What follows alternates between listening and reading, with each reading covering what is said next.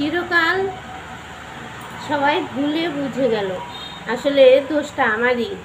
আমি মানুষকে ভালোবাসলেও সেটা খারাপ রূপ ধারণ করে। নিজের মন থেকে মানুষকে নিজের মতো করে ভালোবাসতে চাই, কিন্তু শেষে গিয়ে দেখি আসলে সেটা ভালোবাসা না, আমি দু চারটে কথা শোনার কারণ হয়ে দাঁড়াই। জীবনে অনেক সময় পার করেছি, তবে এখন যে সময় পার করছি সেটা আমি স্বপ্নেও কখনো ভাবিনি যে আমাকে আজকের এই দিনগুলো দেখতে হবে।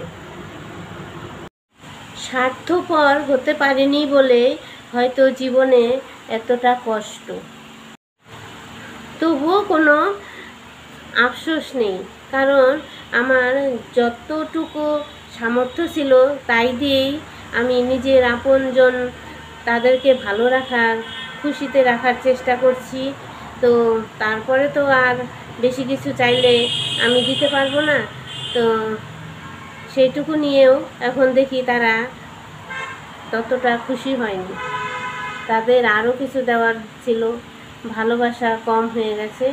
এটাই এখনকার পাওনা আমার এতটা বয়স হয়েছে এখনো পর্যন্ত কথা বলা শিখি নাই।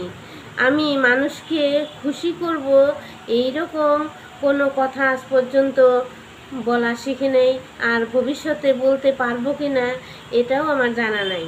তবে কথা বলা শিখতে হয়, এখনও শেখার অনেক বাকি আছে।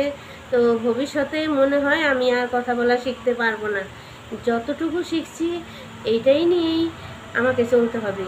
এতে কারো ভালো লাগলে থাকবে, কারো ভালো না লাগলে সে আমাকে ছেড়ে চলে যাবে। নমস্কার বন্ধুরা, তোমরা কেমন আছো? আশা করছি ভালো আছো, আর আমিও ভালো আছি তোমাদের আশীর্বাদে। তো প্রায় অনেক দিন পর 2 মাস হয়ে গেল আমি ঘরের মধ্যেই বন্দি হয়েছিলাম। তো এখন বাইরে একটু বের হতে পারছি, পায়ের অবস্থাটা এখন একটু ভালো আছে। তো আমি তো অনেক দিন তোমাদের ভিডিও দিতে পারি নাই, তো নিজের বাড়িটাও এতদিন অচেনা ছিল। এখন আমি একটু বুক ভরে নিঃশ্বাস নিতে পারছি এই গাছপালার মধ্যে দাঁড়িয়ে থেকে তোমাদের সঙ্গে একটু কথা বলছি। তো যাই হোক, তোমাদেরকে এখন থেকে ভালো মন্দ যেটাই পারি একটু একটু ভিডিও দেওয়ার চেষ্টা করব।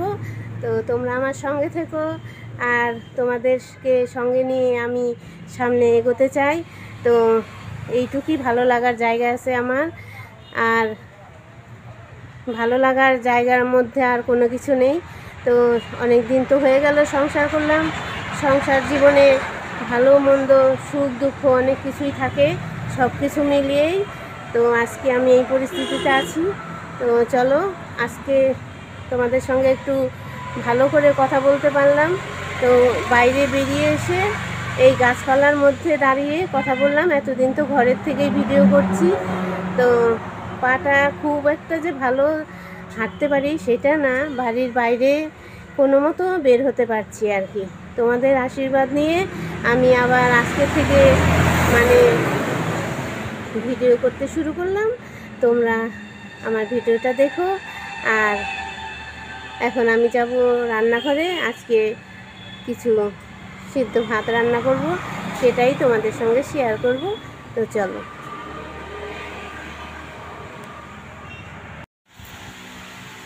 এই দেখো বন্ধুরা, আজকে সকালবেলা এই যে সিদ্ধ ভাত রান্না করছি আলু কেটে দিয়ে। আজকে সকালবেলা সিদ্ধ ভাত খাবো। তো চলে আসছি রান্নাঘরে, এসে এই যে ভাত বসিয়ে দিলাম। তো আজকে আলু সিদ্ধ ভাত, দুপুরবেলা আবার পরে রান্না করব এই আলু দিয়ে। সবাই মিলে এখন আমরা ভাতগুলো খাবো। তো সঙ্গে আছে তোমার কাঁচা লঙ্কা, লবণ, আর হচ্ছে ঘি। সকালবেলা ঘি ভাত খেতে খুবই ভালো লাগে। তো আজকে ভাবলাম ডাল তরকারি কিছুই রান্না করব না, এই যে দেখো লঙ্কা দিলাম আর এখানে ঘি দেবো। এই যে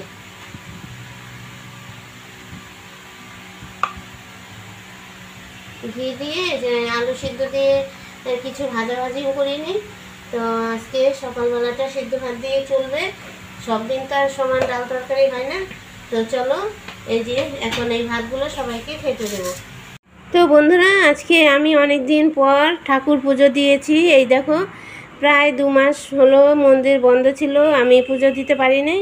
তো আজকে এই যে দেখো, আমার এই ভোলানাথকে পুজো আজকে সকালবেলা পুজো দেওয়া হয়ে গেছে।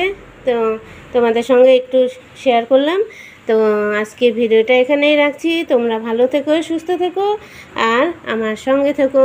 এই দেখো, আজকে আমি মানে কোনো রকম যতটুকু আর কি না করলে না হয় ততটুকুভাবেই পুজোটা দিলাম আজকে। ঠিক আছে, চলো আবার দেখা হবে।